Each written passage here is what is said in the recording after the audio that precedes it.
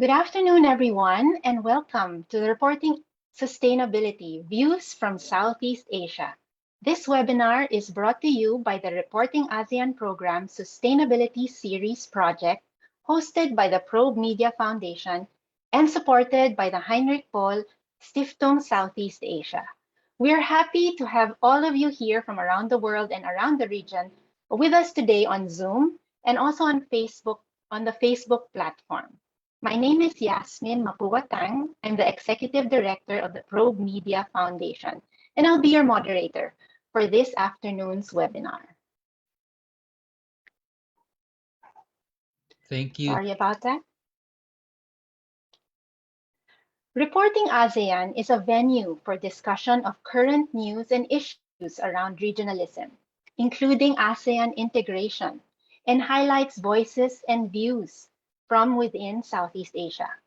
For the past year, we've been working on telling stories on sustainability. Today, we're going to unpack the big word sustainability, a term that's used by governments, companies, civil society, and development experts, and see how it is used for news stories. We have a wonderful lineup of speakers this afternoon who will share their insights on making sense of the sustainability story. First, let's start off with a few words from Danielle Abunales. He is the Program Coordinator for Ecology and Social Justice at the Heinrich Böll Stiftung Southeast Asia Regional Office in Bangkok. Danielle was previously an editor and project coordinator at the Manila-based Vera Files news agency. Danielle is here today, but I know that he has anticipated some connectivity issues, so we're going to play his audio message. Thank you, Johanna, Nancy, and Yasmin for organizing this conversation on reporting sustainability. I'm really happy to see familiar faces here today. My former supervisor is here. We have a former Reporting ASEAN fellow now running his own newsroom. Also looking forward to hearing from our experts to unpack sustainability. I think what makes this conversation unique and exciting is that we will be hearing perspectives from people who really know what is happening on the ground, people who understand complex, also tricky issues in the region. Prior to the pandemic, we have seen economic growth in Southeast Asia, but at the same time, it has not been an easy environment for people seeking redress over impacts of large-scale investments and for CSOs to engage in policy talks with governments and private investors.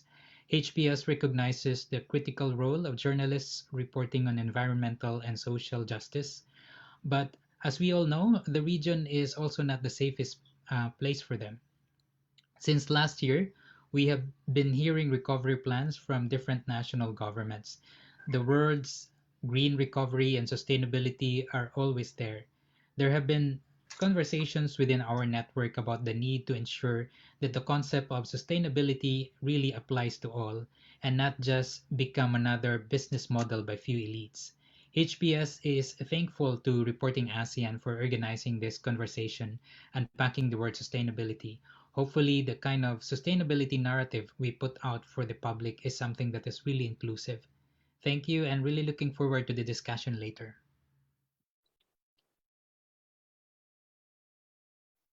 Thank you very much, Danielle. And now let's really say what Danielle said. Let's unpack this S word. And to know more about the sustainability word and term and everything around it, I'm very pleased to introduce Johanna Son, the editor and founder of the Reporting ASEAN series. Johanna contributes as well to the Bangkok Post and Nikkei Asian Review. She is also a consultant trainer with Sweden's Foyo Media Institute, where she wrote the book Online Journalism and Storytelling, a teaching and learning kit in 2020. The next book of Foyo, entitled Gender in Our News Radar, A Southeast Asian Lens, is due out soon. Johanna was a former regional director of IPS Asia Pacific News Agency, and one of her many publications include reportage on ASEAN-related issues at Tipsy. I turn you over to Johanna, who will talk to us about why sustainability and share highlights of the Reporting Sustainability Survey of Journalists. Johanna? Okay. Thank you, Yas, and good afternoon to everybody. Indeed, I called this part of the event S word because we've really been encountering it just about everywhere. Um, so, yeah. Yes, if you can share the slide. Yeah. So, we see the word in news, in books, in reports. Um, if you look at some of the visuals, I selected quite a few things that I've encountered, not by searching, but they just popped up, whether in my regular reading or etc. But if you look at, so there are the conversations around sustainability are going on in very different spheres that are really, in a way, really also all related. Like if you look at the first top left, the Desgupta review is now considered an authoritative report, independent on biodiversity, because for some time there's been some debate in the scientific community as to whether what's happening in biodiversity globally is also related to climate change.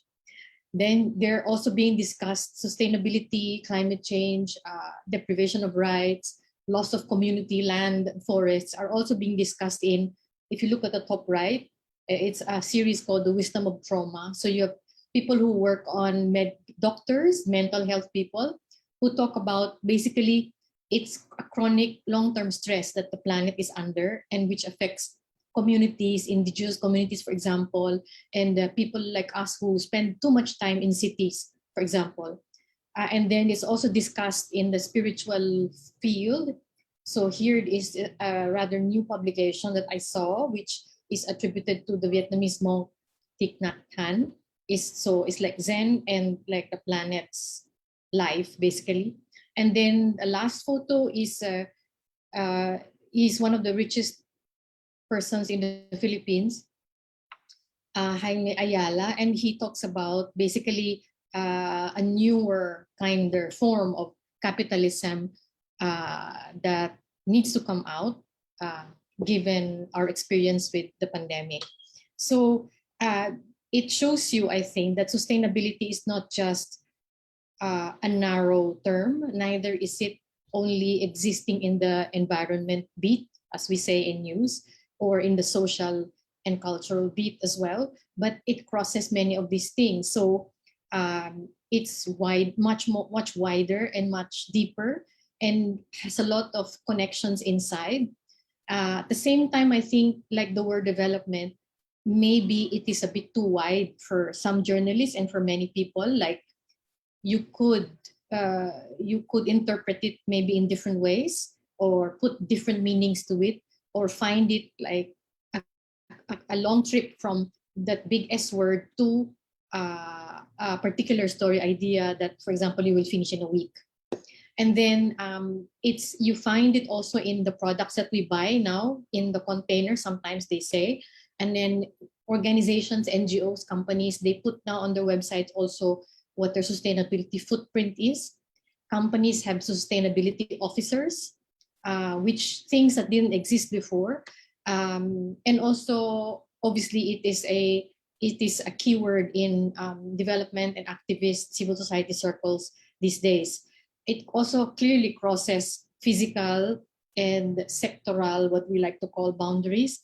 And when I like to say that it is both planetary and personal, which is which gives us, I think, as journalists, a lot of space to think of stories, but also, I think, new challenges and maybe new lenses to wear. And one might ask the question of whether the traditional method in newsrooms of chopping topics into chopping their staff into like, okay, you look after health, you look after environment, whether maybe that could use an update as well.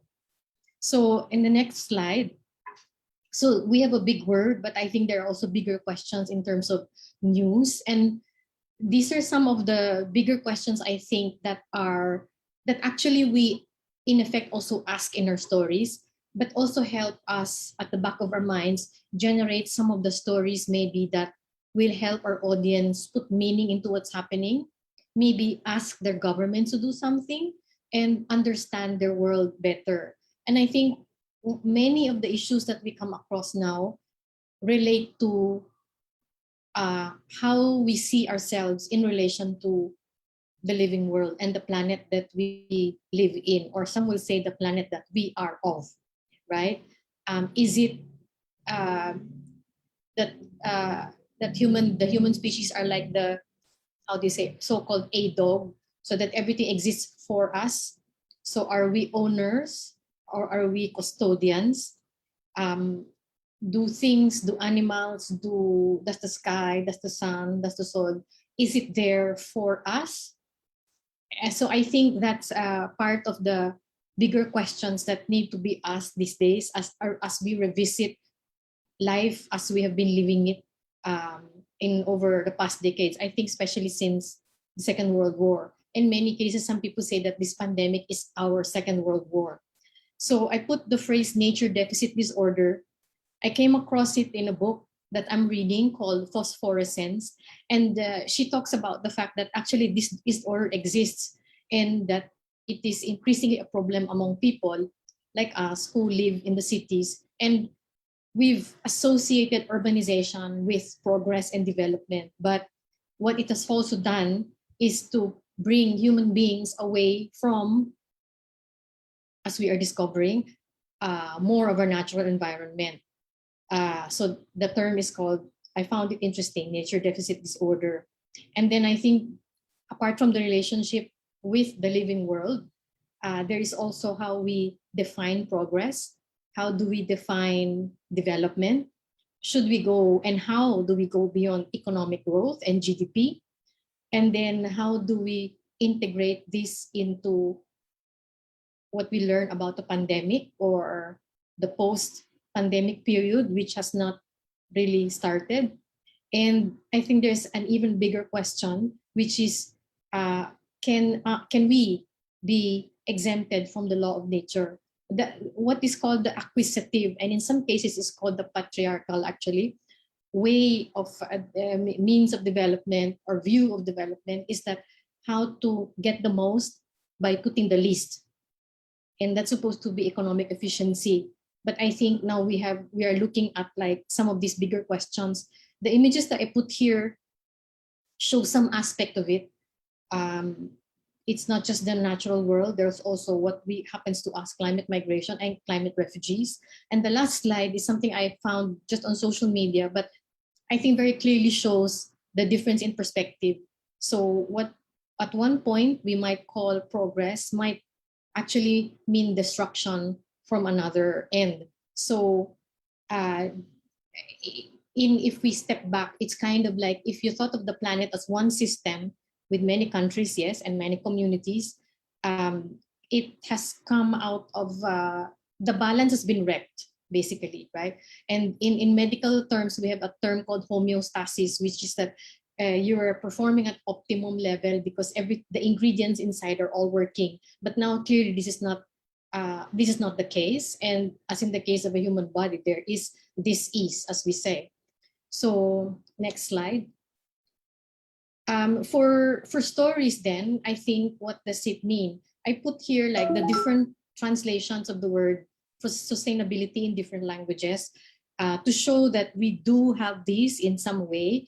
I don't know how often they're used in everyday language, but they are surely topics that we cover, even if we don't use the word actually often in news. So what we have around us is an emerging, changing conversation about our relationship with the world.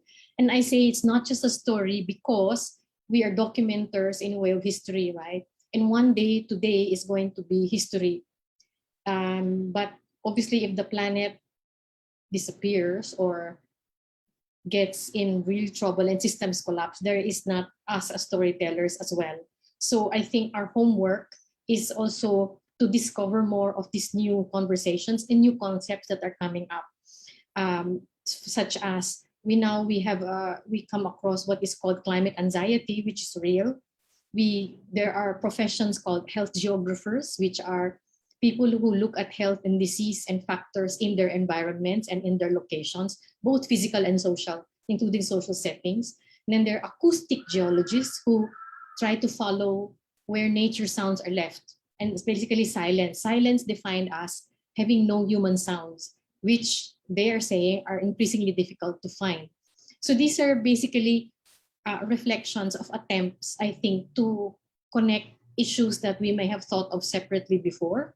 So you chop physics different from medicine, medicine different from climate change, maybe, and all of these things. But now I think there is that need to try to thread them together as storytellers. We have also much, much better data these days that, I mean, 15 years ago, maybe when I was trying to do some reporting on climate change, which was then much more of a theory, we didn't have all of these figures. Now you can actually look at what is the carbon footprint of your coffee, whether it is plain coffee or latte, or to compare animal meat with other kinds of meat, like, for example, from plant sources. So with all of these, which is part of why we started a sustainability series, is that there seems to be a need for a degree of independence to go through these things and to analyze and to select and to put shape to the stories. And I think to ask the right questions.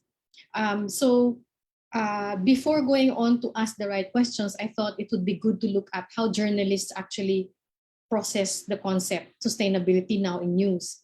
So in the next slide, I just highlight a few.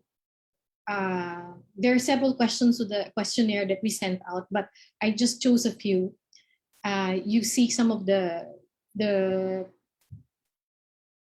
descriptions around the survey, the when and the kinds of where the respondents are from. But I think what struck me was that, yes, I mean, sustainability is often related to environment issues, but it is not just that. I included a figure for religion and sustainability because I found it interesting that only 4% said that they associate this with sustainability. But I think actually it plays a much larger role, because in a way, you could look at like the way we define development as a culture of some sort, right? And spirituality, which we'll go into later, is that because I think that relationship between you and the planet is very much a spiritual thing, meaning beyond yourself. And then we had questions about what do you think are the challenges in the content of a story? That's the second box. The third box is the challenge in telling this story. But I think there are interesting highlights here in that people seem to feel that narrowing a source down or chipping it down from, the huge word sustainability, or maybe even climate change, or maybe even economic development, is not always easy. And then I think in the also identifying sources, and interestingly, managing statistics. So I think that tells us a bit. And also realizing that a lot of people are under like daily deadlines, but I think some of the stories are not necessarily for daily deadlines. And I'm a believer, and I like long form articles, and I think there's still a space for that. The last question that I highlighted is, have you discussed it as a team? Meaning, like, kind of, we say something is happening here. Maybe we need to like kind of be on the same page, or like put some focus on it in terms of our coverage. And 66% said yes, which is encouraging. Not sure why 14% said they're unsure. But anyway, that's is still, I think, an interesting start to build on. And maybe some of the discussions like this can help kind of identify which areas to work on, whether it is in the what or in the how. And I think this is a good way to move to the next presentation, which is to ask from a journalist's point of view, like what does sustainability mean in terms of indicators? What does a green recovery mean after COVID? And what are things we should try to look for when we come across this word? Yeah. Thank you very much. Okay, thank you very much, Johanna, for that really eye-opener on sustainability. And so now we'll move on to breaking down sustainability even more. We're pleased to have with us today Dr. Venkatachalam Anbumboshi, or Dr. Anbu. He is the Director for Research Strategy and Innovation at the Economic Research Institute for ASEAN and East Asia, or AREA. Based in Jakarta, his expertise covers a range of issues from green and climate resilient growth, low carbon energy systems, national resource management, and climate change adaptation. Dr. Anbu has taught development finance, among others, at the University of Tokyo, where he obtained his PhD. Dr. Anbu, we turn the spotlight over to you for the next 10 minutes, and later in the program, we will call you again for your insights. Thank you. Thank you, Yasmin, and it is my pleasure to be with our friends from the journalist background and the reporters. My presentation will be more on the lines of what Jonah has mentioned, and I think she had a very good overview of what sustainability means to different people, and also he mentioned about we have achieved this, or we have reached this balance, the tipping point. I think that is one of the catching point, and if you see about this reporting of the sustainability in the media at the global level, at the regional level, and in the last 5 years, you can see that is a kind of a momentum, and this momentum of reporting and discussing and also debating the sustainability, this comes to the realization that is there is a consensus that is we have achieved a dipping point. I think this consensus has been arrived in with the governments and with the private sector and also the community. And like what Jonah has done, and we did a survey, AREA Economic Research Institute. We based in Jakarta, and we work for the 10+6 economies. And as a part of ASEAN 50 study, and we conducted a survey among these we surveyed about 2,000 common people, and we asked them what are the common or what are the challenges that is you see, and there are about 10 challenges. Among the 10 challenges, first thing came as with this income poverty, and the second is the climate change, and third is the corruption. I think this is the kind of a wider observation by the ASEAN population, about 600 billion. These are the samples. But when we zoom in, and what will be the pressing environmental, the sustainability issues, then we found this 10 appear in the order, and the survey is conducted in 2017, and here we see that is the water, energy, food, deforestation, and biodiversity came in. I think this is also touched out by the Jonah. And then the second layer, we found the air quality and the transboundary haze and the natural resource depletion and the urbanization. And somehow I think all are now related to climate change, particularly the top 5. And we also happen to the fact that is the still substantial portion. It is about 50 to 100 million people in this region is living under the poverty. So what this pressures on this environment means, we will be seeing more people, and the poor people, or the inequality widens. And this, so when the sustainability talking, we need to acknowledge the fact that it is a wicked problem. It is a very complex, and there is no silver bullet.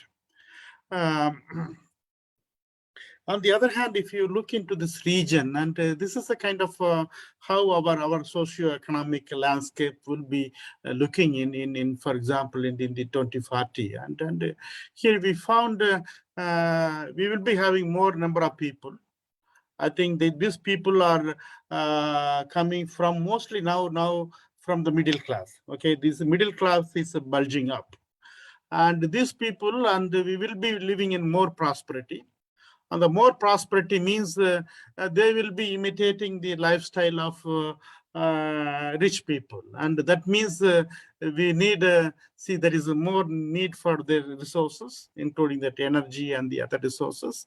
And at the end of the day, we'll be having the more pollution and more emissions. And this is a story that is going to happen. And we need to understand it. We cannot stop it. And there is also place for these people that is who is living in the poverty, and they need to have a space to become a prosperous. So the question here is whether we can decouple this growth, economic growth, from the emissions. And that is where the puzzling and the challenge here for this region, particularly Southeast Asia, is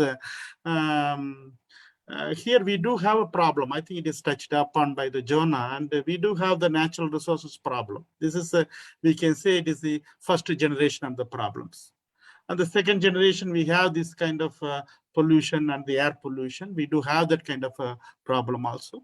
And we do have now this there is a new generation of the problem, that the climate change. So this region has to tackle these problems together and simultaneously.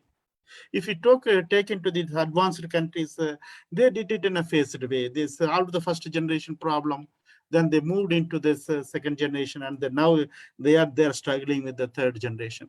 So when we think about the sustainability, now I think current the topic, and it is a very hard topic that is coming out of the COP23, COP26 is it's a net zero economy, and this is one of the indicators that is we see that is what will be the future path would be.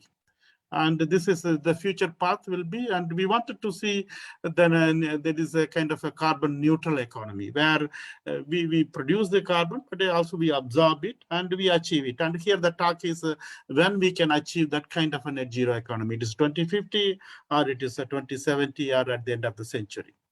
Another thing is coming up. This is the indicators, or we can say it is a circular economy. This is a kind of a new economic model that is focusing on the resource constraints. Take about the case of the countries in Thailand and Malaysia and Indonesia and the Philippines. These countries are previously kind of export-led countries where the resources are drawn and they are exported. But at the same time, our people, also our economy, our people also is becoming consumers. So it is happening, and at the same time. And so here we need to think, I think we may not have that kind of resources that is available in the future. And so here the circular economy concept brings in to improve the efficiency and the resource efficiency. And the third one is the decoupling, and whether we can decouple this growth and the emissions. And yes, it is theoretically possible with this bringing the technology, policies, and the finance. So these are the kind of new type of indicators that is available. And then this COVID comes in, and here the COVID is kind of a third world war you mentioned, and here you see that is the where we are before the COVID and happened. And this is, if you look into the sustainability dimensions, so we are less resource efficient, and we are living in the polluted cities. And then we had the problem with these emissions and the pollutions. And at the same time, this COVID has brought in this digital economy. That is what we see years to happen, maybe decades to happen. It is shrinking to 2 years. We had seen that is spread of the digital technologies. And then also the healthcare system, and we improved it. And at the same time, we produce the medical waste, which is non-manageable style, and also the transport and the logistics. Here, we have the positive effect. And at the same time, this, for example, the digital economy and this energy consumption in these data centers, electric devices, that increase that emissions. We have the statistics prove that is this COVID has the another side of the impact. So, but the question here is, or the debate here is whether we can go back to the old normal. whether this COVID has provided an opportunity to build a better and stronger economies or the communities. And here there is the inconvenient truth comes. And so this is a kind of a vision what we would like to have. And if you take that is where our emerging ASEAN economies and the developing countries are located. And where this, you can see the advanced economies like Japan, Australia, and UK and US. And basically, their per capita emissions are more and they consume more resources. Now they are discussing about coming back to a sustainable green economy. And we know that is this path they traveled is unsustainable.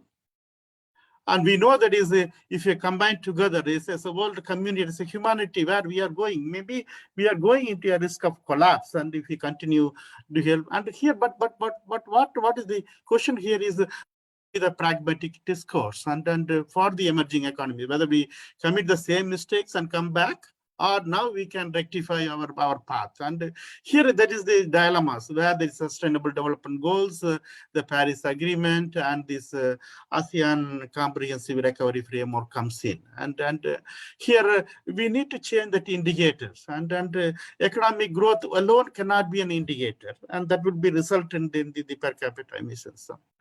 And here we do have a kind of roadmap, and here we have emerging technologies, and they call this digital technologies, and then Industry 4.0 technology. There are several studies that show that is the these emerging technologies has the potential to solve some of the problems, and these potentials are available in some of these niche economies. And here we mapped it. What could be that is a kind of a potential in the Southeast Asia. And we find this, the dark green lines, we have a high potential. And in the case of sustainability, and the case of biodiversity and the climate change adaptation. And on the other hand, we still have some gray areas where it may have a kind of a negative impacts. So what could be the kind of a framework that is the kind of indicators are the challenges that is we have, and here what we are looking for is a kind of sustainable growth, and this sustainable growth has to be the basics comes in three things. One is that is knowledge. I think we need to think about this.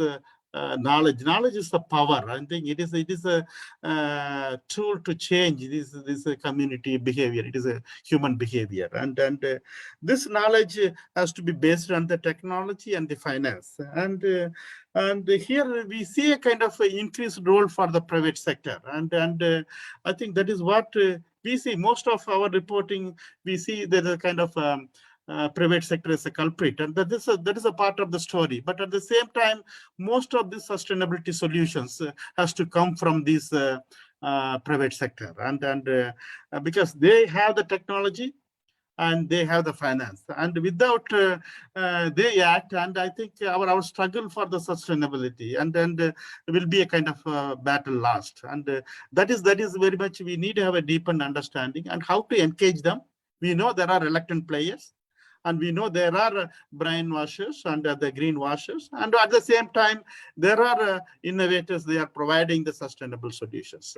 So this private sector actions has to be supported by the public policies that could be mandated by the regulations, or it could be leave it to the market. But so far, market has not responded automatically, and we have the problem, and this problem has to be recognized and it has to be addressed. And here we have a role for the media, and the third point, this enabling is the regional cooperation. And if you're coming to this region, we have the problems. I think the magnitude of the problem may be vary, but this we have the common challenges, and these common challenges can be addressed through collective learning. And so if you deep in, and particularly when you are reporting, and I try to emphasize and three factors. That is you sit there. We know that is everybody wants to live in a very sustainable and green environment, and that needed knowledge and the technology and the finance. But what we need to think about it, these three things. One is the inclusion, and second thing is efficiency, and third is the innovation. This is a kind of a package that is we need to see it holistically, and on whether these sustainability solutions we provide and we report and we try to identify, and it need to taken into these considerations, and that could be categorized as people oriented and the government oriented and the business oriented. So the inclusion means we cannot, it has to be taken into all, particularly these isolated communities. And then efficiency means the cost, that is we need to take into consideration the cost and how can reduce the cost. And finally, that how can be more innovative and the competitive the things. This is what happened during this COVID, and the right-hand side, you can see that is these are the different type of policy instruments that has been introduced during the COVID, and this is an inconvenient truth.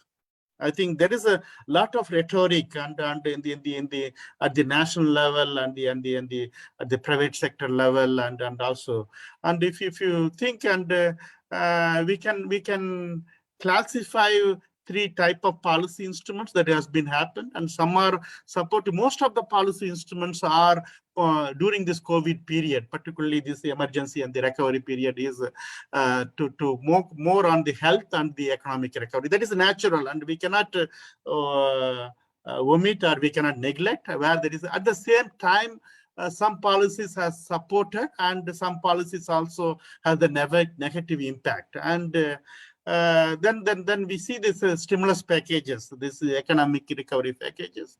Here we can say, and I think if you can see, that is this COVID crisis, the third Cold War or the third World War is not an isolated event, and we do have the 2008 crisis, and we have this 1997 crisis. But if you look into this, when compared this 2008 crisis and then the COVID packages, that is, we found more green, I think, in the 2008 crisis. And unfortunately, it has not happened. And we know that is in 2015, we have agreed for this Paris Climate Agreement. Then ASEAN has this ASEAN Social Community Framework, and that is focusing on the sustainability. But if you look into this national actions, it is a little bit disappointing. I think where this stimulus spending is not translated in this low carbon and the circular economy actions are the investments. The policy focus, as I said before, it is more on the healthcare and the financial aid for the business. Basically these tax measures and then loan mortgages. And then we have the expansive fiscal policies to drive the economic recovery. And then most of the FTAs and ODAs that happen during this COVID period is more on the digitalization and the public health. And that's why I think ASEAN came up a framework that is in the last November, ASEAN Comprehensive Economic Recovery Framework. And that is a kind of a guiding force for the region to move towards the sustainability. There's the 5 pillars, and the last pillar is more focusing on the sustainability, and the first pillar is human security. In between, we do have a very different, like for example, digitalization. So to conclude, and what is my message is to support or complement what Jonah mentioned is, and this Southeast Asia, if you look into this, there is a lot of things are happening on the sustainability, and there is a positive message, and good news is that is we are moving towards the transition, and so far it is coming up as a kind of a bottom up and the sectoral initiatives that are relatively easy to implement, and the governments and the private sector is moving towards it, and the hard decisions are yet to be made. And why? And when these hard decisions are made, and there will be losers, and that is where the story comes in. And if you look into this, a kind of a much more this net zero emissions or the more strong climate actions by 2050 means that need actions by the private sector and by the governments, and that should be focused on the technology, finance, and the investments. And still we have a lot of barriers that exist, and we need a new set of indicators to measure our economic growth, or whether we are doing this decoupling. And the third one is this public, private, and community partnership is very important. And here, this new type of partnership should harness the potentials of the regional cooperation, where we can collectively learn from our good practices, and also collectively we learn from the past mistakes. So I stop here, and I will come back for the next round of discussion. Thank you very much. Thank you very much, Dr. Anbu.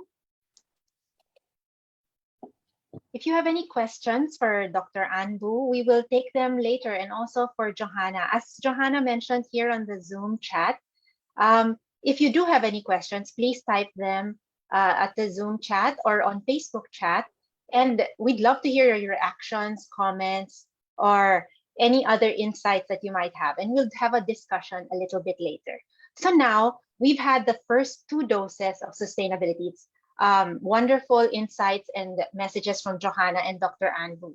But now we will digest it even more through conversations with other storytellers, media practitioners, and journalists. So we bring you the coffee chat, storytelling through news lenses. This section has 2 parts. One is the conversations, and the next part, reflections. So first, let me introduce our panelists for the first part. We have with us today Sanitsuda Ekachai, a columnist for the Bangkok Post, writing on social issues, gender, the environment, human rights, and Thai Buddhism. She is also the former editor of the Post's editorial page.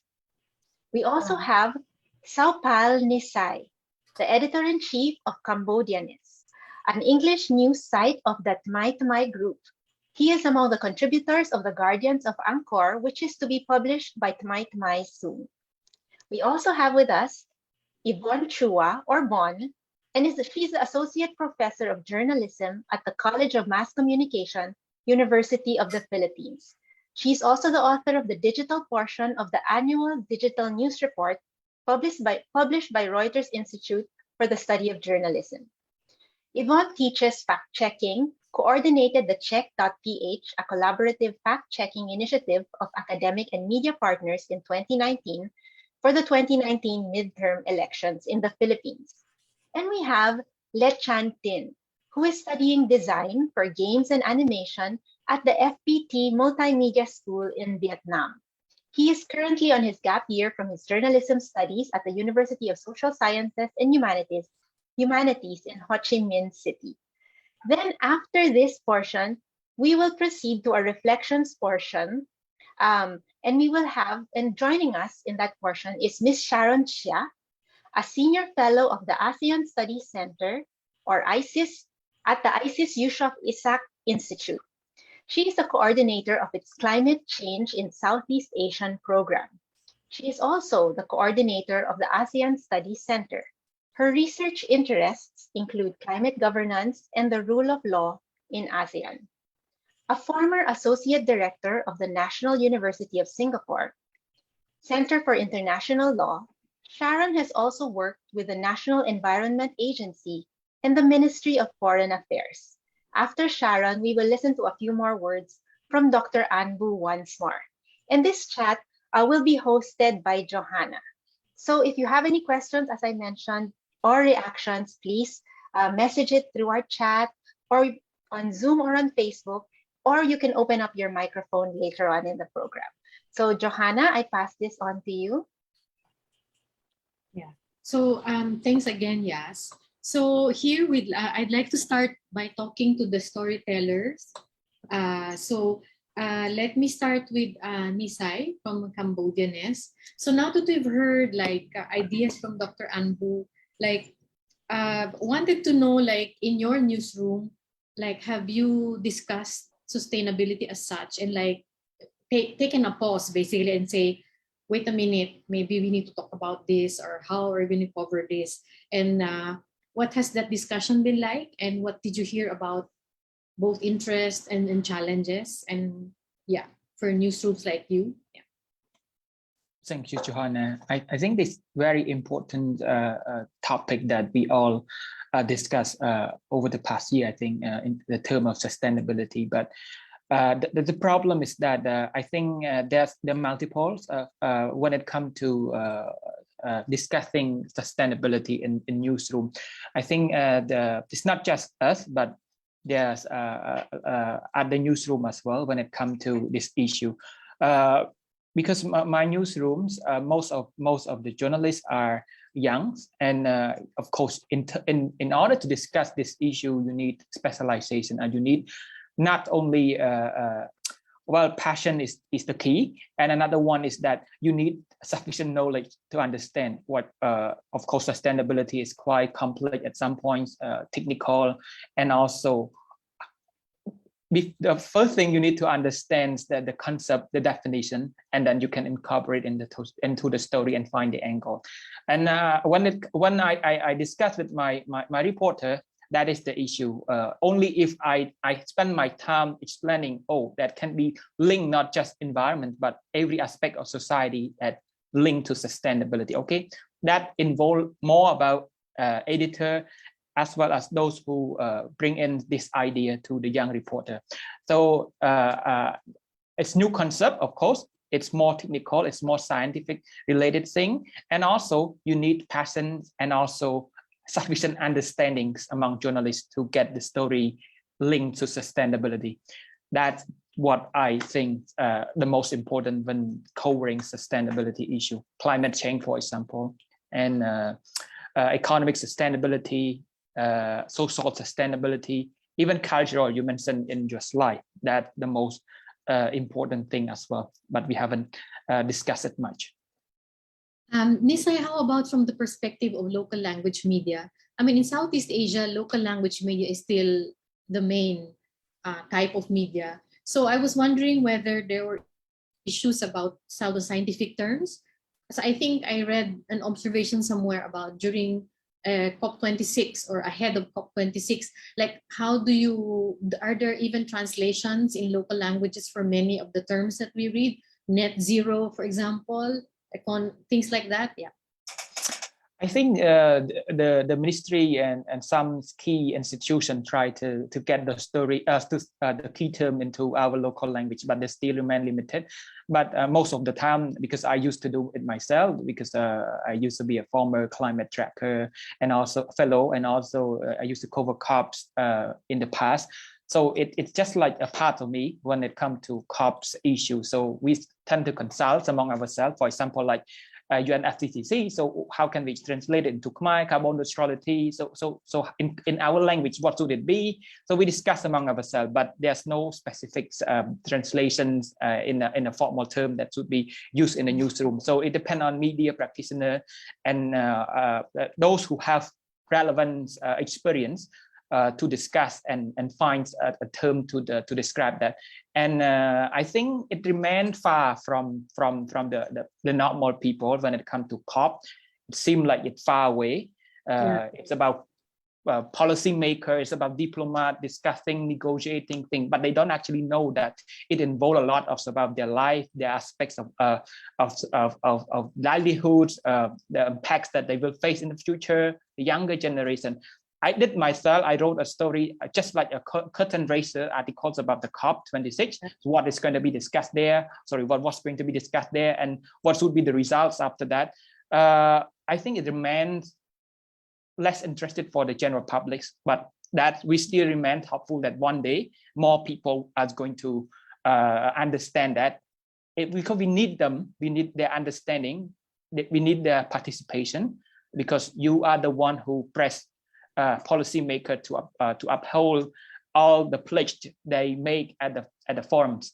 But this issue is remain far from interested from general people, general public. So they really not so interested in that issue. That's what I observe, and the reporting also remains seasonal. not an actual part of the newsroom. That's not really what I should say, reporting and so on. Yeah, I guess, yeah, there's also the challenge of staying with the issue beyond the event. Yeah. At this point, I'd like to turn to Atsanit Suda. Specifically, I wanted to ask, you saw some of the survey highlights earlier, right? And the results did show that people, of course, as expected, tended to identify environment with sustainability, but very few, only 4%, identified spirituality with sustainability. But I know from your background that maybe we can discuss this a bit, that actually on all, I guess, of the spiritual traditions do put the value of the world not separate from us. And I was wondering whether you could share a few thoughts about, like, if someone asked you what's the connection, how you would explain that is the first one.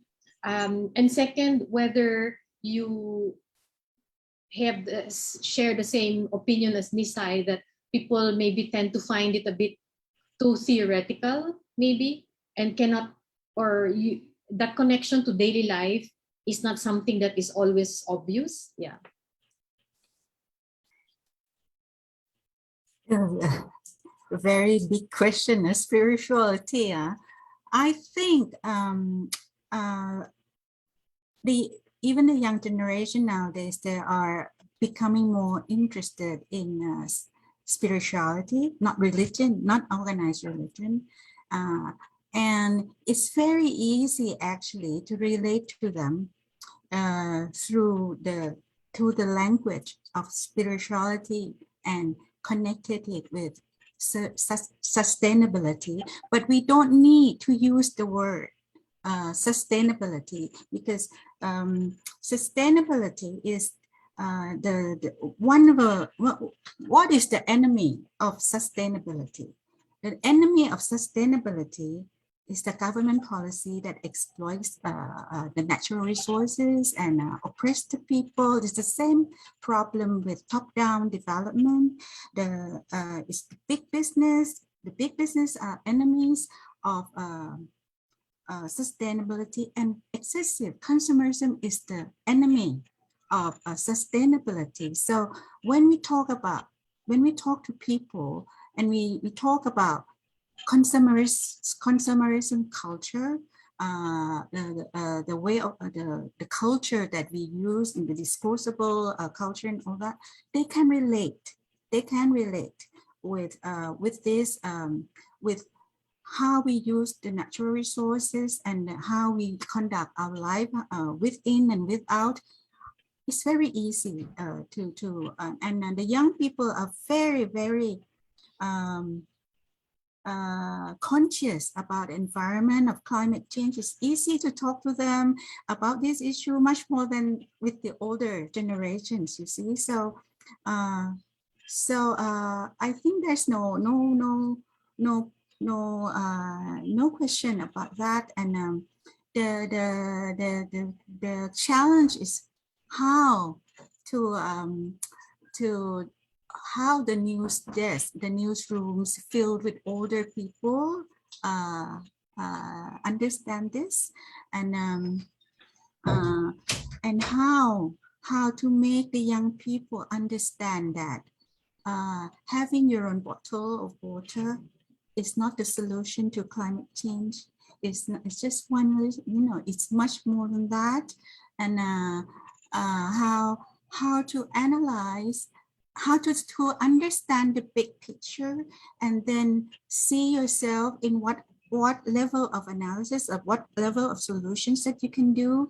But if you want sustainability, or you want to be part of slowing down the climate change, you want to be part of the just system that is fairer to poor people, is fair to poor people, just to poor people, and kinder to the natural environment, what units of analysis, what level of policies that you need to have? You can do your own thing individually, but it's not enough. So you have to pressure or bring about policies on the government level, international level, you have to deal with the big business. You use your consumer pressure as consumers to pressure the business to change, things like that.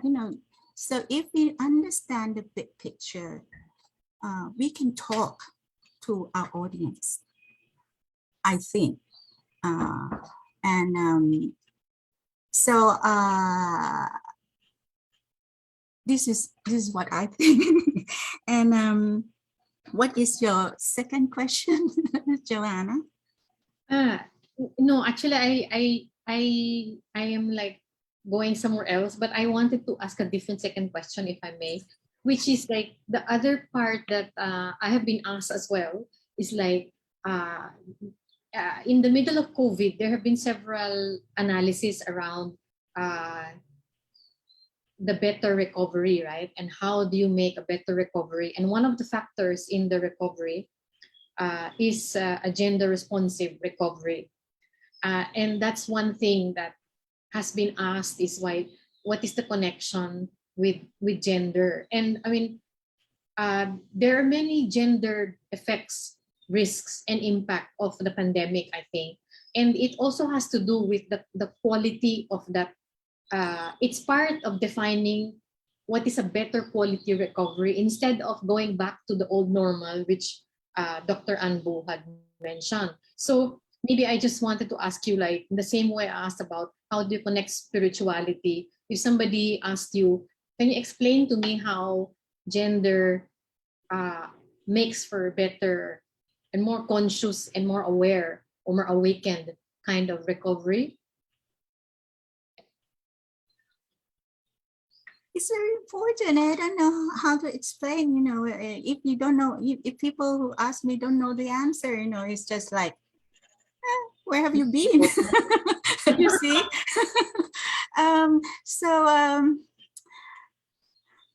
The COVID-19 only exemplifies, only aggravates or exposes the problems we already have. The disparity, the gender disparity, the existing problems. So if we want the society after the pandemic to be better, we have to make it happen what we have been pressuring the government and big business to change. Because the COVID only shows us the problems we have known for decades, and so you just have to do what we've been saying, for decades also in our career as a journalist, you see. So it's women, poor people, children, the vulnerable, the stateless are the victims, or they are hit much harder by development, by exploitative development projects, and by the pandemic, because they are weaker, they don't have power, they don't have a say. So if you want to make their life better, society better, you have to empower them. You have to empower women, because empowerment of women solves most of the development problems. And this kind of narratives and this kind of things we have been saying for Joanna. Yeah. You've been writing about this for decades. Yes, I know. It's the same question. It's the same. Yes. I know. I mean, actually, what can I say? I mean, the fact that we're still talking about it is also a problem. But these are about Joanna, because we still have the governments which yes. are authoritarian, right-wing, pro-big business. If we want our society after the pandemic to be better, our countries, our society has to be democracy. The grassroots democracy, participatory democracy is the answer. Decentralization, giving a say to people on the ground is the answer. A lot of these So, things. so the answer to sustainability is the same answer. Yeah. Mhm.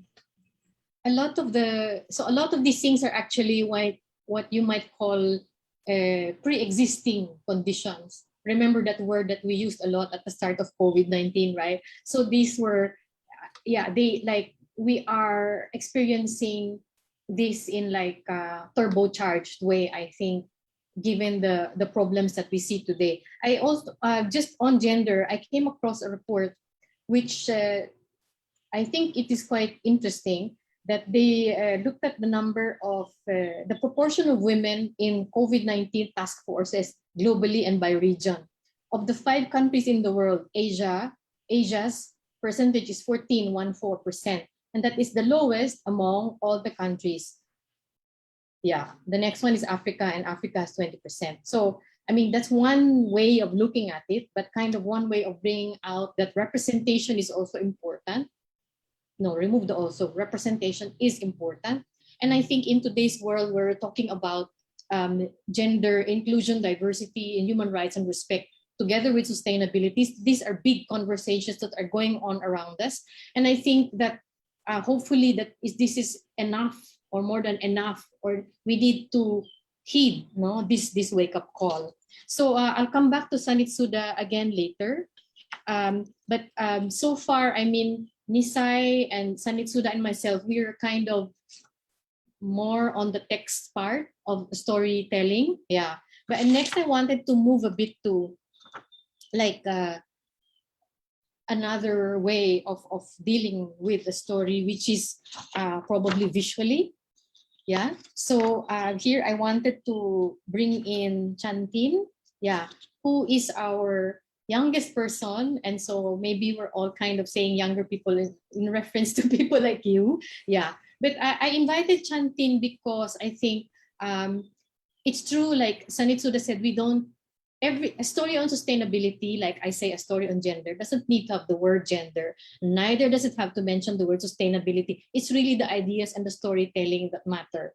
So in the form of storytelling, there's also visual, and Chantin did some visuals for us. And I think the challenge when we discussed that the first time, I said, how do you translate sustainability into an illustration, right? And so I said, maybe you can show me how you take a look at it and how you relate it to your immediate environment, which is for him, he lives in southern Vietnam, no? So it's very much Mekong region type. So here I want to move a bit into the how of the storytelling, and maybe we can show a bit of Chantin's, how we did the work, and I'll ask Chantin to explain a bit, to tell us, to recall maybe for us, like how we proceeded. So maybe Chantin, I'll ask you, you can tell us a bit how we moved from the before, which is on the left, the sketches, and then the right. Yeah, and what you were thinking in trying to make it understandable to external audiences. Yeah. Okay, thank you, Ms. Chana, and thank you everyone for having me in the event. It's an honor to sit here and learn a lot from everyone. About this illustration specifically, so the first one I was approaching the idea of constructing dams that change the flow of the Mekong River, and also there are deforestation and drought in some area, and also unseasonal floods. So at the first sketch here, I was aiming for a more cartoony style, which is more in line with the interests of younger people these days. But then Ms. Johanna suggests me the Naga dragon in Thailand culture. And I did a lot of research about dragons in Southeast Asia. And I also took reference from the Cambodian longest dragon boat. And we share a lot in common in our culture, especially about dragons, and the belief that nature itself is created by mystical forces such as dragon. So for the illustration, I want to bring this natural force in the shape of a dragon so that we can all understand the topic in here, and through the pain of the creature and what it has been through, we can relate, and we can understand the pain that is happening to our life as well. So that is how me and Miss Johanna bring the story cross border. Yeah. At first, we were a bit afraid of the feasibility, because there seemed to be a bit too much to put in one artwork. But then we decided that we not only we have the same share about culture, but we also have the concern regarding the damming projects in Southeast Asia, especially in the Mekong Delta. And yeah, so that is how we conduct the idea of the Naga Dragon in Okay. a lot of dam constructions. Thank you. Then there's a second one. Yeah, which is meant to be aqua farm, no? Which is actually a big thing in Southeast Asia. I mean, in terms of production of fisheries. Yeah. Yeah. Okay, so for this one, the two main problems with that we had with the first sketch was that the fish didn't look dead enough, so that I tried a couple of ways to make the creatures look a bit soulless. So it is understandable, but that is a small part. The big part is that the way I put the words into the illustration for the storytelling. I wasn't used to editorial illustration, so I put like powerless words into the illustration to explain the idea. But then Miss Johanna suggests me the term mighty Mekong aqua farm, and I try to put it into, and it does a lot of wonders for the illustration. It put a lot of expression. So we can see in the final artwork, the contrast between the aqua farm, the actions that we are doing in our normal life, and the nature itself is being compressed in the middle of a very narrow river with a lot of dead fish and blackened water. And for the final touch, I also put the text in the billboard so that it looks more natural. It doesn't look like we just insert the text into the illustration. Yeah. So those are the two changes that we made so that we can finalize the final piece. Yeah. Yeah. So, I mean, I think in his case, he found an entry point, a local entry point to what is a regional and a global issue. I think I just want to add that in the aqua farm thing, I think the first one, I mean, the ideas came from him, the specific ideas came from him. I just said that there are these sustainability challenges, and you can see what is of most concern you think for you and how you would show them. So in the aqua farm thing, in the first sketch, this was kind of more, how do I say, more close up, right? But I mean, Yeah. if you wanted to show that this was a huge problem, that a lot of resources are being put into aqua farms, then the second view kind of gives you more of that breath, right? And the irony, I think, between that, you have actually water, but now you are fencing in water to produce something that the water itself used to produce. And that I think also artistically, I like the similarity, but also the contrast between the shape of the boat and the shape of the fish. Yeah, I quite appreciated that. So I mean, it's one way, I think, of using figures to tell the story. And I mean, Chantin was, I think, brave enough to dive into it, and let's just try. Because one of my other questions was, how do we zoom out from like a purely Vietnamese setting, right, to make it identifiable to something like of the subregion or the subregion. So we'll come back to the storytelling part later. At this point, I'd like to shift to another form of storytelling, which I think is particularly important these days, which is the use of figures, statistics, and then mixing it with maybe a bit of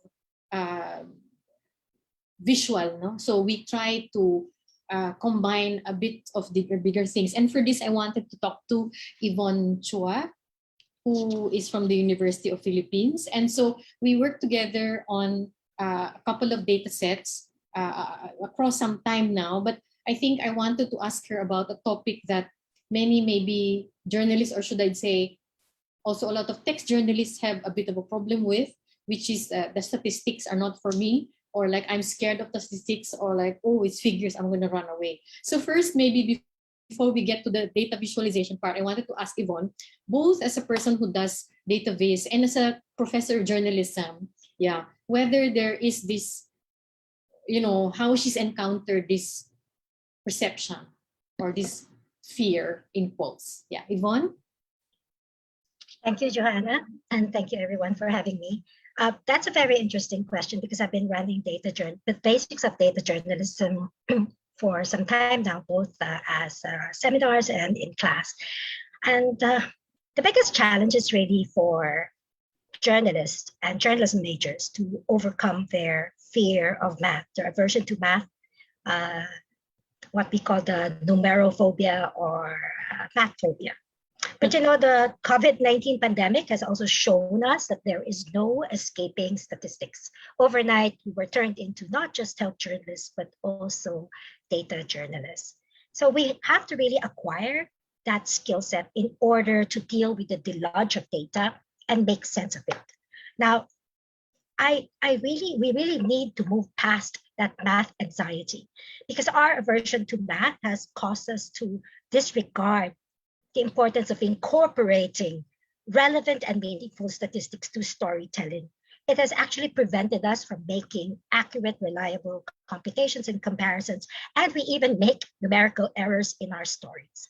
And equally for me, it's important for us to be well-versed in numbers, because then we could challenge inaccurate presentation, including those that come from government or from agencies.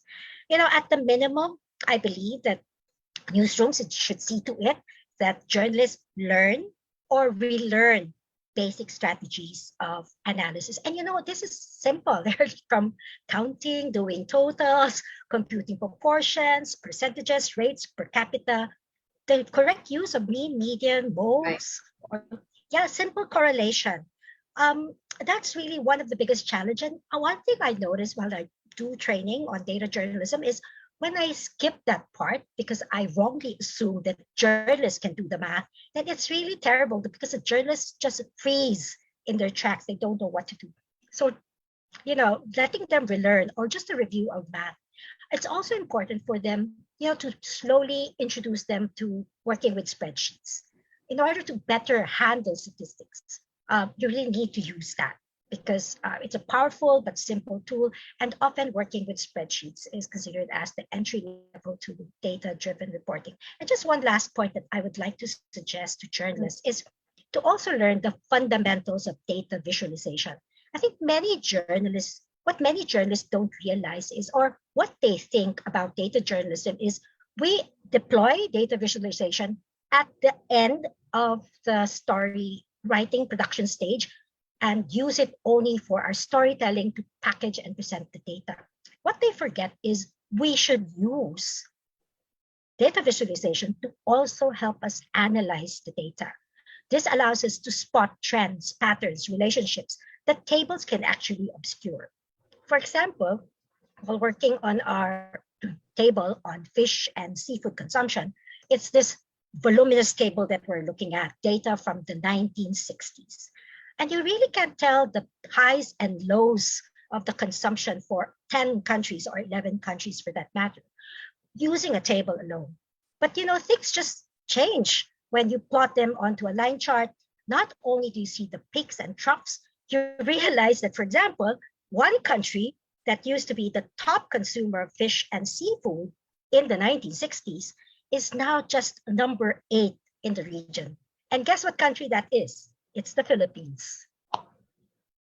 Okay, so what Yvonne is saying is statistics are our friends. They are part of data. And they're actually, I want also to say that, yeah, maybe that analysis should come at the start, not at the end, in the sense that because it's also sometimes a way of testing where you want to go in your story. If it doesn't lead you there, sorry, you have to drop it, even if it was a nice idea that you thought at the start, right? Because it is also a tool of discovery. So here I would like to move on to the next slide and ask Yvonne maybe to tell us, like, in her data viz mind, how did she process it? So this is an example of something we just released on Reporting ASEAN. So this is called the Child Climate Risk Index, which UNICEF unveiled earlier this year. So, but this is a global report, no? So I show here kind of the process is basically the raw data. We extract Southeast Asia. I curated which to show, and then I worked with Yvonne, and then she translated it into what you see on the right.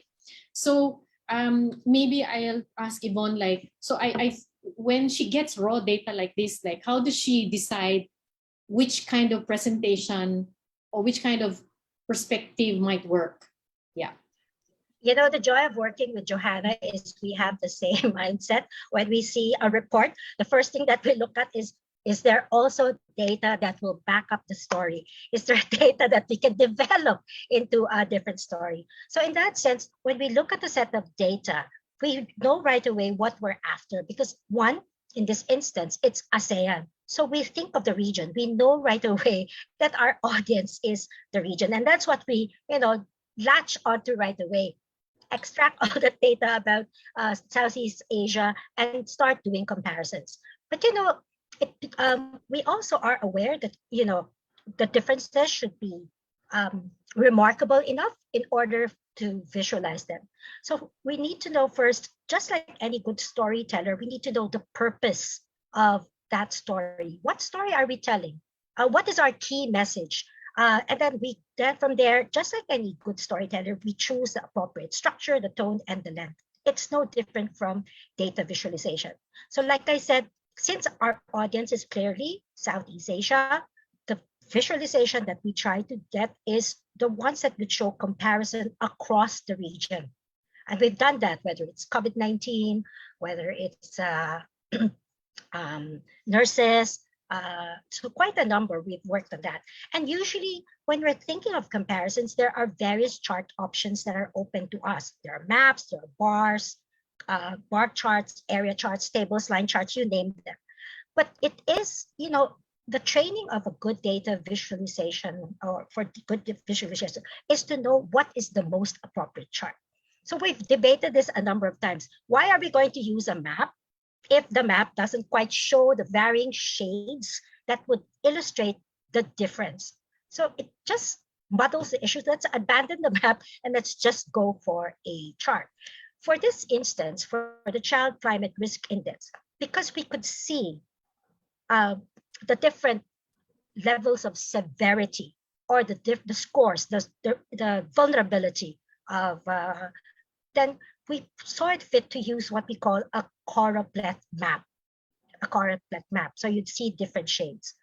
One thing is because we wanted consistency as well, and this is from the UNICEF report, we didn't want people, to be like jarred when they jump from the UNICEF report to the Southeast Asian infographics. And so even the colors are taken into account. For the Child Climate Risk Index, for example, we use purple, just like the UNICEF report did, so that when they move from one report to the other, it's still the same.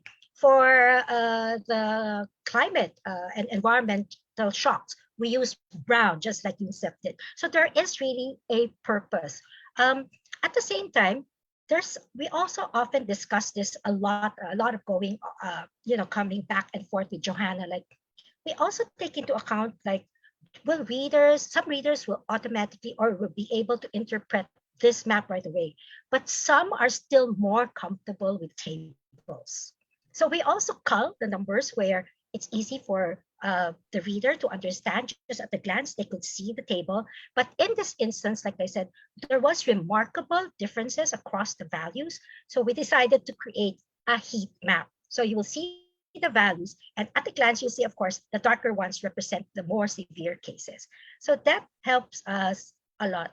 Because the data visualization that we created for S-files are basically standalones, meaning to say there's no accompanying story that goes with them, we have to use text to help amplify the message. Just because they're standalones, they're self-contained.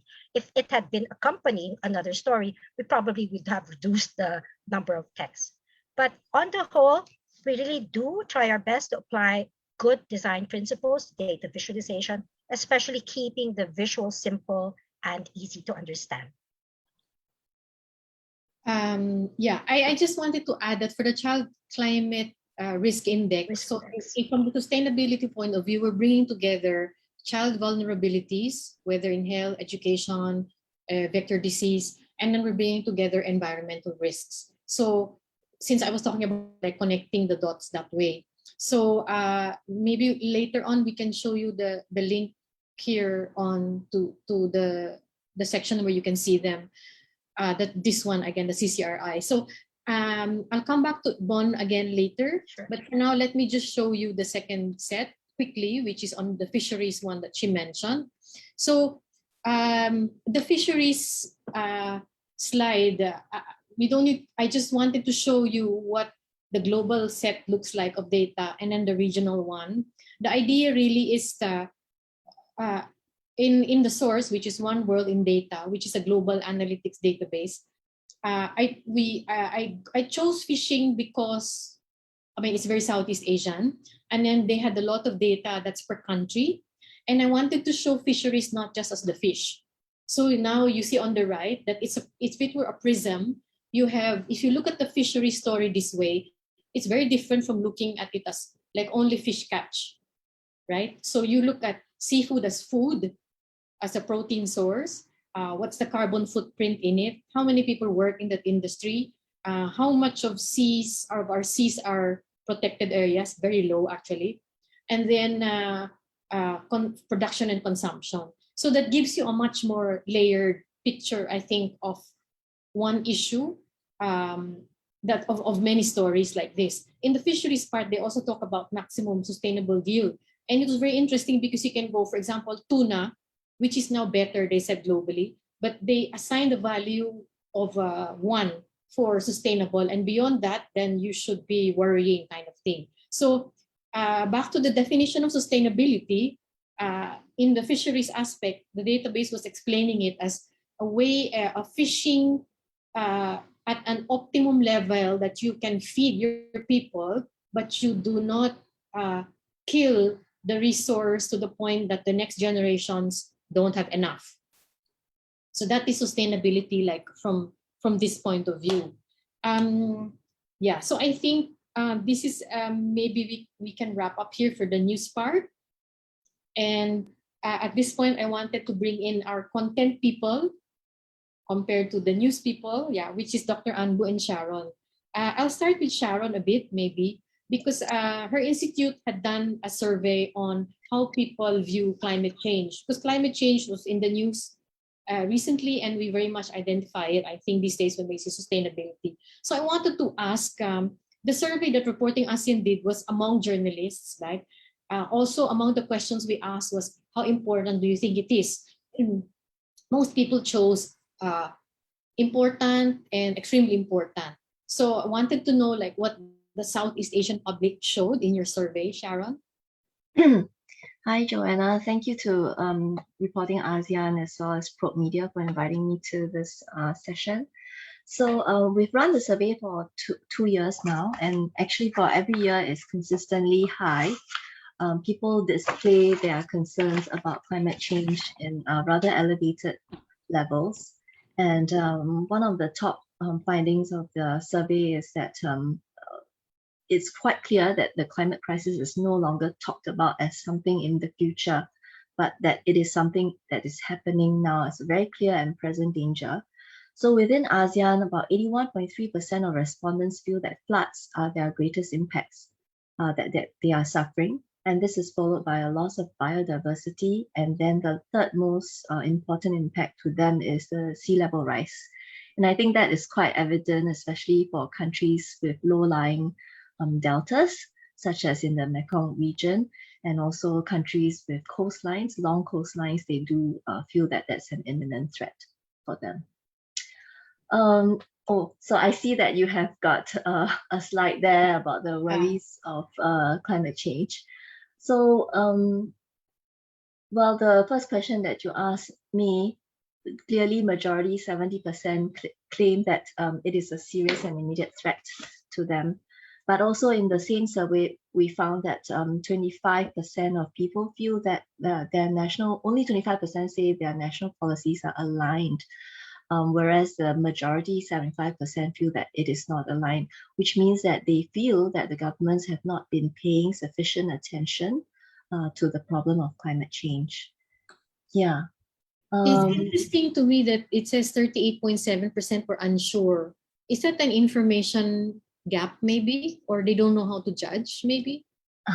Yeah, in this question where we asked, because in our first year, which was last year, we asked people whether they feel the COVID crisis or the climate crisis was more important, and it's equal emphasis across the board. So everyone said that they were both equally important. And this year, we followed up with a question on whether they think their government spending is contributing to a green recovery. And as evidenced by what Dr. Ambu shared in his slides, clearly the results have been disappointing and people are aware of it. So here they say 45.6% say that it's not contributing, with a high percentage, almost 40%, saying they are unsure. And very clearly in the stimulus packages that Dr. Ambu also talked about, the beneficiaries tended to be a lot are businesses. They enjoy soft loans or credits or wage subsidies to keep businesses alive. And in our survey, it's also clear that the majority who feel in terms of their affiliation that it's not contributing to the economy are actually coming from the business and finance sector. So they are the beneficiaries, but yet they also say that it's not contributing to a green recovery. Oh, okay. So that tells us a bit, I think, as news journalists, about the hopefully public interest in it as news, sustainability and climate change. I wanted to ask also, Sharon, like we just finished COP26, and I took from the Institute, from the report about looking at Southeast Asian governments' commitments or not after COP26. And I was thinking, like, clearly there is a role, diplomacy has a role to play, international negotiations, and also the value of making it a legally binding agreement. Like, how much of a role does the law play in, like, setting a norm?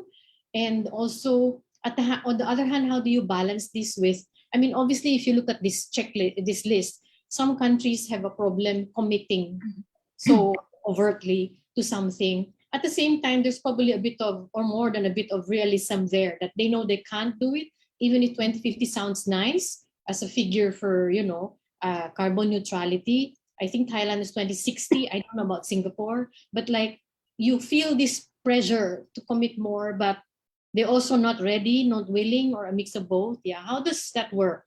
Thanks.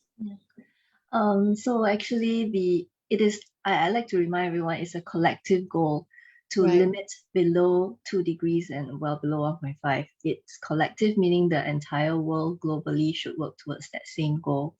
But the narrative has sort of run away with now countries putting up their own net zero commitments.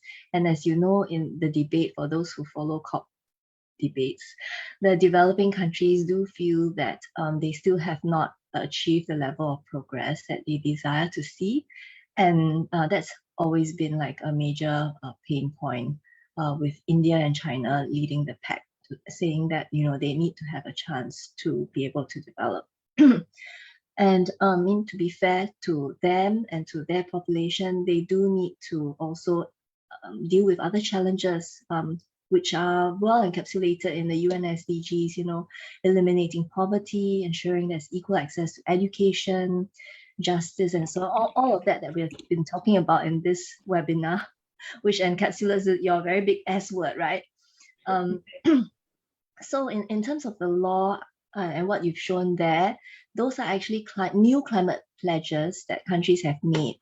And what will be interesting for us in Southeast Asia is to see whether countries are going to incorporate these pledges into their nationally determined contributions, which count as their national pledges.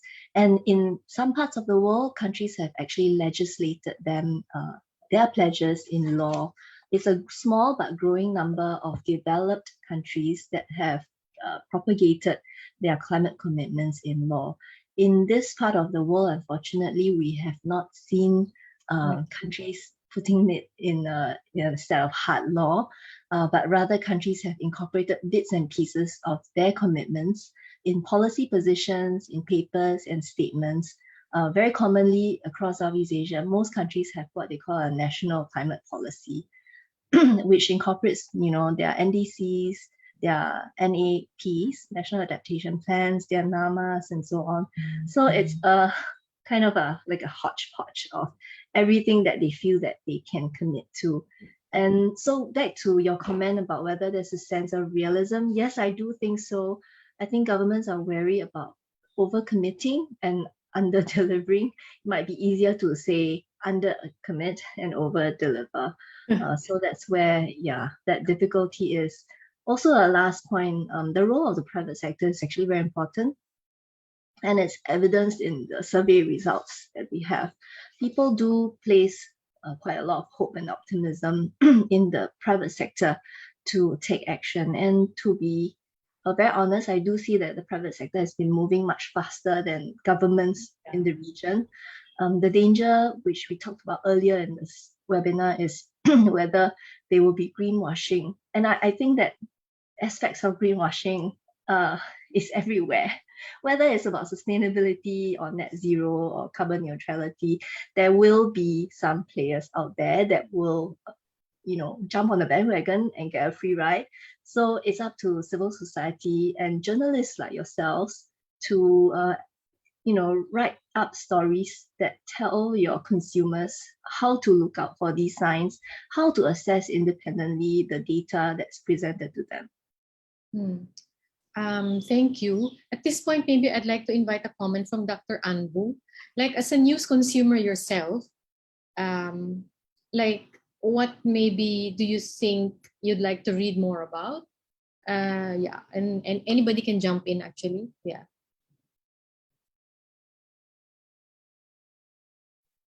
That's a good, and I think my career is on sustainability, and it is my I think I did my master's thesis and then PhD, and then the whole career for the past 30 years is on the sustainability. So I live for it, and then I need to admit that is as a generation, as a fading generation, and we failed to achieve that sustainability dreams. So I have a high hope for the next generation, particularly millennials, and so how they wanted to see, and what type of stories they wanted to see. And we had a survey, and we found the startup companies that is putting money on this business, the new business, the sustainability related, for example, access to the water, access to the clean energy, and the sanitation. These are the millennials, and I think they are the powerful changers, and they are going to be the game changers. I think which we failed to meet. And so, what type of stories I wanted to see, and when we think about the sustainability, and we are not talking about something of a dream or vision. These are the real life problems, and when we are reporting the real life problems, I think. What I wanted to know is how they are people-centric and how they affect the people. And that is the message that is also to be listened by the policymakers. That is my story. That is what is the humanity inside. And my second point, I observe, but basically there is when you are reporting, and I think as a reporters, as a journalist, you are sandwiched between the global trends that is happening at the global level, and also the regional level, then also at the national level. And here sometimes we see the the priorities or the importance, and we wanted to see what is our priority and what is the important to the community. I think here somehow we miss, and for example, and as I told,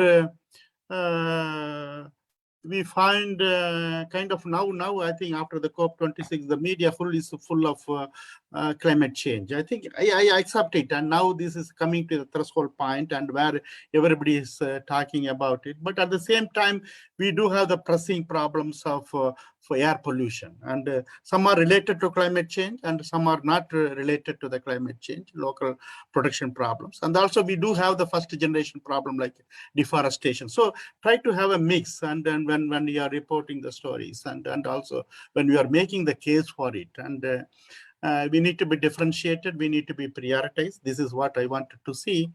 And the third part is I think this is related to what Madam Ekachai mentioned, and there is, you mentioned about the spirituality and the sustainability. And I feel we find the same. So when we think about the spirituality and the sustainability, what we wanted to see is we are towards the happiness, to find the happiness. That is a common thing, but the happiness always comes with a price.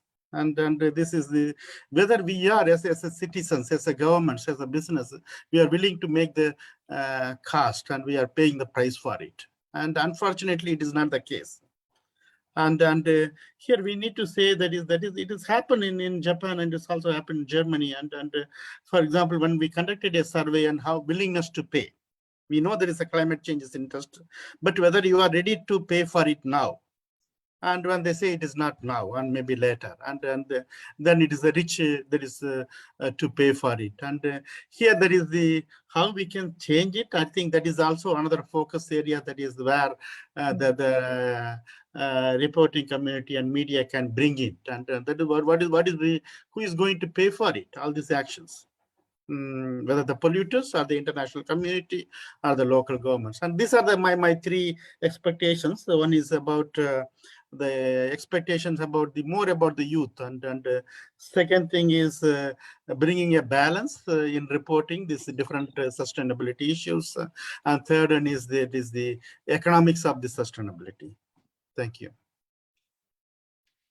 Okay, thank you. I think we're a bit short of time, so maybe we'll open to questions. Yes? Yeah.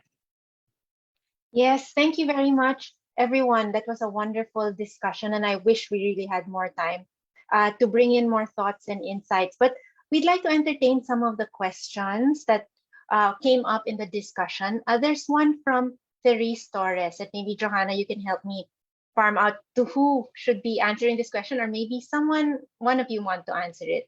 Her question is, how can journalists make story on sustainability more actionable and less intimidating for the public, especially young people?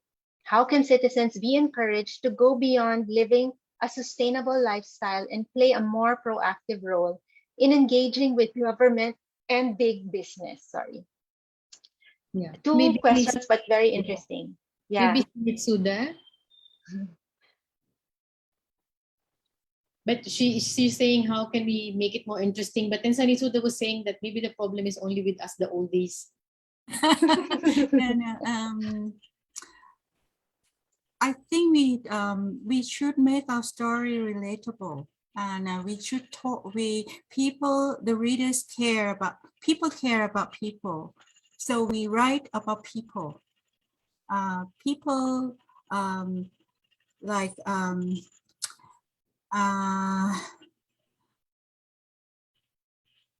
it depends on the issue. You see how we approach the story, but it should well let me share my techniques. No, from my experience, the problem that causes exploitation and oppression, the root cause of the lack of sustainability or the lack of happiness is prejudice. We look down on the poor people, we look down on women, we look down on indigenous people, and this prejudice is indoctrinated in the mainstream society by the governments and people who have power. And these prejudices back up the policies that exploits the natural environment. So if we want to tell a story that promotes sustainability, promotes women empowerment, supports the rights, land rights of indigenous forest dwellers, we need to tell a story that tackles the prejudice. And people have prejudice because they don't know people they are taught to hate. So our one of the ways we can do as journalists is to tell their stories. Go outside, talk to them, see how they live, how they protect their environment, where their wisdoms about forest protection come from, how is it integrated in their daily life, and in their spirituality, how they relate to Mother Nature, all this, and then we tell their stories. And then we tell their belief about their belief systems. And we tell the story about how they suffer from the government policies that takes away their ancestral land rights. Their land secure, they face eviction, forest eviction, their houses are burned down, they were taken to court because they are arrested and then alleged as drug traffickers, all this. But we go to the fields and get the facts from their voice, and then we write about it. And we write about it not to give them their voices. And this is very easy for us journalists to do, and it's very easy for readers to relate, to have empathy, and to question their prejudice. And once the prejudice, are questioned, I think that's activist change. Okay. Mm-hmm. Yeah. Thank you very much, Sanit, for that. Actually, we'd like to hear from Nisai as well. How can journalists, and you mentioned that your journalists are quite young, so what do you do to make it more interesting and more relevant to them? Thank you, Jasmine, and thank you for the questions. I think Ms. Sanit Sudha already mentioned some part of it. We have been discussing a lot nowadays how we can at least alter the way that we do the job. For example, like before, we always think that when it bleed, it bleed. When it bleed, it lead. Like this is about thing that this bad and so on. We talk about issue all the time. We don't give people solution. So as a journalist, now many media practitioners come to the point that we discuss solution journalism. I think at the new context that we all have been looking forward to learn what we can contribute to that. And for each newsroom, you need people, for example, like young people or people who can inject this kind of idea into the newsroom. You need actionable thing. Of course, you want people to take actions. Well, we are not activists. Of course, we do our job, but we can report things, for example, like best practice, and find a way that could at least give our people a reader a sense what they could do to have. And also, if you present solutions, not only the general public, but also the government can take that into account, whether they can change the policy, what they can learn from that. But there's a lots of good work that need to come from the journalists themselves. They need to be specialized. They need to look a lot into the issue and what they can find solution. For the newsroom in the least developed country, like for example, like Cambodia, I think lacks of experts. For example, like those who can give us a very good input when you want them to present the story, because if you want a solution, you need a great expert who can at least explain and what kind of solution that should be applicable in your context, because there's no one size fit all solution to any issue that we face. There's only the solution that fit the context of each country. So for me, like I mentioned earlier, you need to embolden people to see themselves as a solution rather than present the what we call just the issue that we face, because you cannot address anything. There's no action that should be taken. There's no emboldenment for people who want to take, for example, like youngster. Of course, you need to set the life. That's my take on that. But it is a very big issue for every newsroom. Only if you instill this kind of mindset and also support your reporter as long as they need, and also try to bring them new perspective. How can they do the report better? It is time consuming. It also need a lot of investment, not capital, but investment in their knowledge. That is the big investment that you need to do. But I think that can be possible if we can have some sort of collaborations among ourselves. For example, expert in Thailand, in Singapore, expert in different part of the world, in the region, that could at least bring new knowledge to our reporter. That could be the most important thing. Sometimes in terms of what I should say, it's kind of that we have a lot of similarities amongst our country in the region. At least some solution might be applicable in our country too. So I can ask expert from area, I can ask expert from Singapore, and so on. So maybe they present solution that fit in my country. So that would work. Thank you. Thank you very much, Nisai. I wish we had more time, because this is really a great start of a long conversation that should be sustained, right?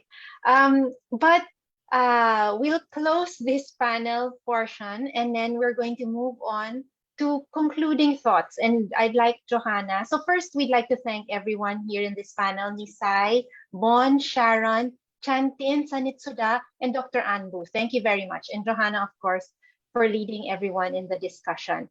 So Johanna's going to leave us with some tips and thoughts to conclude our session. Yeah. Johanna, Yes. I think a lot has been said that are along these lines. Basically, I want to pick up on what Nisai said, that basically it's a decision in many ways to invest in our own capacity, knowing that there's this different thing happening at this time. And so probably, I would like to say it flows from that. So that includes like explaining, because I think we all know what happens across the world in a few seconds, but I think our audiences like us are trying to understand the world around us, right? So it's that explanatory part that is also our responsibility and also our challenge. And I think we talked about stitching text with visuals and pictures as a way of storytelling. And I'd like to also say that it's a good idea to attend webinars left and right, although it's already too much, I know, but it's one of the things that the pandemic has made possible, which is you can listen to global speakers that you could never, have listened to before like this, or even ask questions of. And I think reading everything, anything, not just about your own country, is always a part of writing.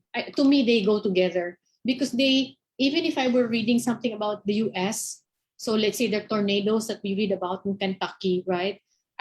You kind of make this connection that yes, it's happening all over the place, right? And these photos that you see here show that our own countries in Southeast Asia are experiencing. This is no longer theoretical, it is experiential. And as has been said, it is no longer the future. This is the present. I just wanted to move on after this to show you a few possible, maybe useful sources, so that you can take, and the types of reports and data that are available today. So you can sign up for newsletters from these different places. You can pick up, it's not always that it's automatically leads to a story, but I think all of that goes to your story bank or to your brain, and it will resurface, you see, at some point. I promise it is very useful. And then you also know where you can take get independent data, even about your own country, or to compare. Because when we compare, it's more realistic to look at our own neighborhood, right? Not halfway across the world.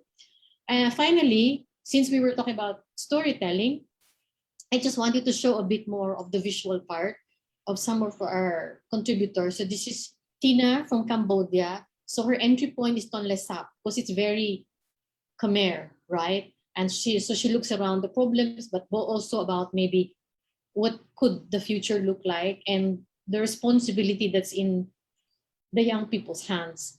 I would like to close with the next visual, which is done by a veteran illustration artist from Myanmar. So he connected everything that's happening around Myanmar with the attempt by the military to keep things running. But the question is, can you really do it? So he said that he chose a violin because of the shape, the outline of Myanmar on the map, and to make everything fit inside. But I think it says so much about connecting the dots, right? The different dots in our life. And in the end, when you say sustainability, my own daily way of defining it is a way of living that does not kill ourselves in the long run. And you have to ask ourselves, I think, what are we trying to sustain? So I think if you ask that question, we probably don't need to get lost, whether it is scientific terms or figures and that sort of thing. Yeah. Thank you. Yasmin. Thank you very much, Johanna, and thank you everyone for being here today. Johanna, I'll join you na lang, both of us here in this slide, but let's all thank everyone for joining us for the Reporting ASEAN Views from Southeast Asia webinar. We really hope that your minds and your hearts were nourished by our fruitful discussion and that you take home with you the ability to listen, to tell, and actually to live out powerful stories of sustainability. I'm going to show the last slide actually, which is just a thank you slide, and to remind you to please visit the Reporting ASEAN website, subscribe to our newsletter for more stories, and actually on Facebook, please continue the conversation with us and email reportingaseandesk@fastmail.net and have conversation with Johanna. As you know, look at how much and how all these wonderful people that she's gathered with us today. So we thank Johanna, who's the founder and editor of Reporting ASEAN, as well as the Heinrich Boll Stiftung Southeast Asia, and of course the Probe Media Foundation for making this event possible. Thank you very much, everyone, and good afternoon. Thank you. Thank you. Bye-bye. Thank you again, everyone. It was so nice meeting you all.